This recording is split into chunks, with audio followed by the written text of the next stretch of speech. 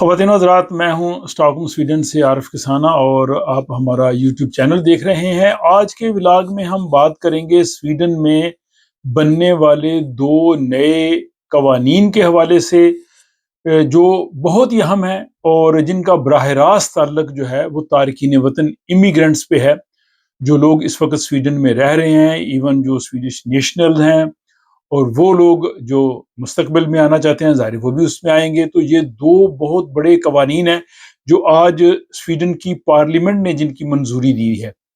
पहला कानून जो है वो स्वीडन की शहरियत नेशनलिटी कैंसिल करने के हवाले से है, और दूसरा कानून उन लोगों के लिए है जो स्वीडन आते हैं और आके यहाँ पे जो माली फ़वाइद जैसे बच्चों का अलाउंस या दूसरे अलाउंसेस लेते हैं, इन दोनों के हवाले से कानून साजी हुई है। इसलिए ये व्लॉग जो लोग स्वीडन के हवाले से जानना चाहते हैं, जो स्वीडन रहते हैं या मुस्तकबिल में भी आना चाहते हैं, उन सब के लिए बहुत ही अहम होगा। इनकी तफसीलात की तरफ जाने से कबल आज की छोटी सी बात यह है कि इंसान की असल पहचान उसके अल्फाज नहीं बल्कि मुश्किल वक्त में उसके फैसले होते हैं। तो चलते हैं जनाब आज के इस अहम व्लॉग के इन दोनों मौज़ूआत की तरफ। सबसे पहला मौजू ये है कि ये काफ़ी अरसे से स्वीडन में बात हो रही थी कि स्वीडन की जो शहरियत है, नेशनलिटी है, इसके कैंसिल करने के हवाले से कानून बनना चाहिए। और अब उन्होंने स्वीडन की पार्लियामेंट ने आज इस कानून की मंजूरी दी है। वो ये है कि संगीन जराइम पर स्वीडन की शहरियत यानी नेशनलिटी वापस ली जा सकेगी, लेकिन ये उन लोगों की वापस ली जा सकेगी जिनके पास डुअल नेशनलिटी है, दोहरी शहरियत है। जो सिंगल नेशनलिटी रखते हैं, जाहिर है ये कानून उन पर नाफिज नहीं हो सकता। बाज़ ममालिक के लोग जो हैं वहाँ दोहरी शहरियत होती नहीं है, जैसे इंडिया है, या वो लोग जिन्होंने सिर्फ सिंगल नेशनलिटी रखी है तो उन पे इस कानून का असर नहीं होगा। लेकिन जिन लोगों के पास दो नेशनलिटीज़ हैं और वो इस कानून की जद में आए, जो इसकी मैं तफसील बताता हूँ, तो फिर उनकी स्वीडिश शहरियत कैंसिल हो सकेगी। और इसमें यह है कि जो लोग स्वीडन में रहते हुए संगीन जराइम के मुर्तकब होंगे और हुकूमत ख़ास हालात में उनकी शहरियत जो है वो कैंसिल कर सकेगी। ऐसे जराइम जो स्वीडन के कौमी मफादात के लिए नुकसानदेह समझे जाएं, जैसे जो है वो टेररिज्म है, दहशतगर्दी है, रियासती सलामती यानी नेशनल सिक्योरिटी के खिलाफ सरगर्मियाँ करना, गैंग क्राइम्स में मुलव्वस होना, या मुनज़्ज़म जराइम जो ऑर्गेनाइज्ड क्राइम्स हैं उनमें जो है वो शरीक होना, या ऐसे जराइम जो मुआशरे या रियासती निज़ाम को ख़तरे में डालें।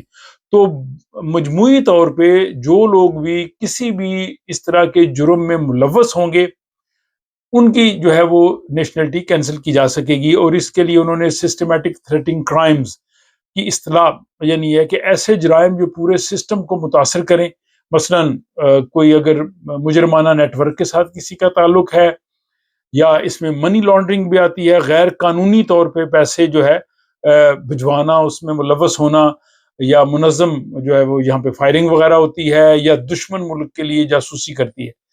ये तो सारी चीज़ें जो एक बड़ा दहशतगर्दी या जुराइम के हवाले से है।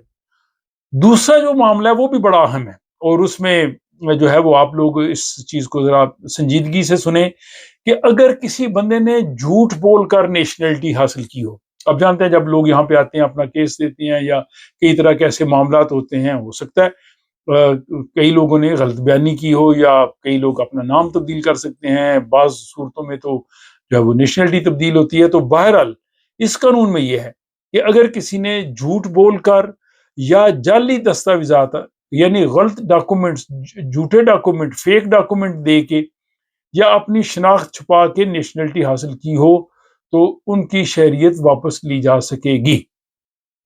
अब ये कानून जो है वो कब नाफिज होगा? ये कानून फौरी तौर पे नाफिज नहीं होगा। उसकी वजह कि ये कानून स्वीडन के जो कॉन्स्टिट्यूशन है, आइन है, उसमें तब्दीली है, और उसकी तब्दीली के लिए अभी इस पार्लियामेंट ने इस कानून को मंजूर किया है। सितंबर में इंतखाबात होंगे, इलेक्शंस होंगे, और उसके बाद जो नई पार्लियामेंट बनेगी वो दोबारा इसकी तौसीक करेगी, इसकी मंजूरी दे देगी, तब ये जो है वो नाफिज होगा। फौरी तौर पे नाफिज नहीं होगा। स्वीडन में قانون ایسے نہیں بدلتا کہ راتوں رات اسمبلی کے ممبر اکٹھے ہوتے ہیں اور ان کو جناب ایک ڈرافٹ پکڑا دیتے ہیں اور وہ جناب کہتے ہیں کہ جی قانون بدل گیا. سویڈن میں ایسا نہیں ہوتا، اور خصوصاً جو پہلے سے بنا ہوا قانون اس میں ترمیم کرنا وہ زیادہ مشکل ہے. تو یہ الیکشن کے بعد ہوگا. اب ہم دیکھتے ہیں کہ کیا اگلے انتخابات کے بعد نئی آنے والی پارلیمنٹ اس کی منظوری دے سکے گی. تو صورتحال ہے کہ آج جب یہ پارلیمنٹ میں قانون اس کی پہ ووٹنگ ہوئی تو جو دو چھوٹی پارٹیاں ہیں، لیفٹ پارٹی اور گرین پارٹی، انہوں نے اس کی مخالفت کی ہے، اور سینٹر پارٹی نے بھی ایک جز کی مخالفت کی ہے کہ جی جرائم کی بیس پہ آپ ختم نہ کریں. تو بنیادی طور پہ لیفٹ پارٹی، گرین پارٹی، انہوں نے مخالفت کی ہے. باقی جو حکومتی جماعتیں ہیں چاروں، اور اس کے ساتھ جو بڑی اپوزیشن پارٹی ہے سوشل ڈیموکریٹ، انہوں نے حمایت کی ہے. تو اس کا مطلب یہ ہے کہ اگلے انتخابات کا نتیجہ کوئی بھی ہو، کوئی بھی حکومت بنے، اگر جو حکومت میں چار جماعتیں ہیں اور ان کے ساتھ اگر سوشل ڈیموکریٹ مل گئی تو یہ قانون منظور ہو جائے گا. اور یہ قانون منظور ہونے کے بعد پھر جو ہے وہ نافذ ہو جائے گا. اور اس کے ساتھ ہی اسی کے ساتھ ہی آج کی پارلیمنٹ نے اسقاط حمل یعنی ابارشن کے حق میں بھی جو ہے وہ قانون منظور کیا ہے کہ فری ابارشن کو اب آئینی حق حاصل ہے. اب یہ جو قانون نیشنلٹی کے حوالے سے جو بھی بنا ہے، اس پہ عوامی بحث بھی جاری ہے. اس میں مختلف حلقے تنقید بھی کرتے ہیں. کچھ کہتے ہیں جی کہ اس سے تارکین وطن میں جو ہے وہ عدم تحفظ ہوگا. وہ جو ہے بہت سے لوگ جو ہے وہ ڈوئل نیشنل ہیں، وہ اپنی ملک کی آبائی ملک کی نیشنلٹی چھوڑنے کے بارے میں سوچیں گے، اور دوہری شہریت اور سنگل شہریت والوں میں پھر ایک تفریق ہو جائے گا. تو یہ اس طرح کا معاملہ ہے. بہرحال یہ تفصیلات میں نے آپ کی خدمت میں پیش کی ہیں، اور کئی لوگوں نے سوالات کیے ہیں کہ جن لوگوں کی دوہری شہریت ہے، مثلا جو پاکستان سے کئی لوگ ہیں، انہوں نے پاکستان کی نیشنلٹی بھی رکھی ہے اور سویڈن کی نیشنلٹی بھی رکھی ہے، تو وہ پاکستان کی نیشنلٹی یا سویڈن کی نیشنلٹی کس طرح سے چھوڑ سکتے ہیں. تو ایک نیشنلٹی چھوڑنے کا آپ کو حق حاصل ہوتا ہے. اگر آپ پاکستان کی نیشنلٹی چھوڑنا چاہتے ہیں تو اس حوالے سے میں نے ایک تفصیلی ولاگ بنایا تھا. اس کا لنک جو ہے وہ آج کے ولاگ کے آخر میں اینڈ سکرین میں آئے گا، آپ اس کو دیکھ سکتے ہیں. اس میں وہ تمام تر تفصیلات میں نے بتائی ہیں. دوسرا موضوع بھی بہت اہم ہے، اور وہ بھی سویڈن کی پارلیمنٹ نے بدراگ جو یعنی حکومت سے جو لوگوں کو پیسے ملتے ہیں ان کے حوالے سے جو ہے وہ سخت قوانین بنائے ہیں، اور اس پہ بھی کافی عرصے سے بات چل رہی تھی. اور اب جو پارلیمنٹ ہے اس نے اس قانون کی منظوری دے دی ہے. اس میں یہ ہے کہ کوئی بھی شخص یا فیملی جو سویڈن میں آتے ہیں اور یہاں پہ رہائش حاصل کرتے ہیں، آنے کے فوراً بعد انہیں جو یہاں سے فوائد ملتے تھے اسٹیٹ سے، مثلا بچوں کا الاؤنس، بارن بدراگ ہو گیا، یا ہاؤسنگ الاؤنس گھر کا جو ان کو ملتا تھا، یا جو عمر سیدھا لوگ تھے ان کو الاؤنس ملتا تھا، اب وہ فوری طور پہ نہیں ملے گا. اس کے لیے یہ ہے کہ تو گزشتہ 15 سالوں میں کم از کم 5 سال اگر آپ نے سویڈن میں گزارے ہیں تب جا کے آپ یہ مالی مدد لینے کے حقدار ہوں گے. یہ پہلا شک ہے. دوسری کہ جو بھی لوگ یہاں پہ آئیں گے، آنے کے فوراً بعد انہیں نہیں ملے گی جب تک وہ کام نہ کرے. اور کام میں دو کیٹیگریز ہیں.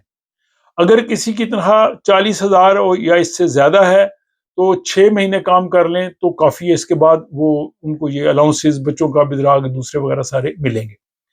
اور اگر کسی کی تنخواہ 40,000 سے کم ہے تو 20,000 سے جو اوپر تنخواہ ہو، 20,000 سے 40,000 تک، اور انہوں نے 12 مہینے کام کیا ہو، تو تب جا کے وہ یہ حکومت سے جو فائدے وہ لے سکیں گے.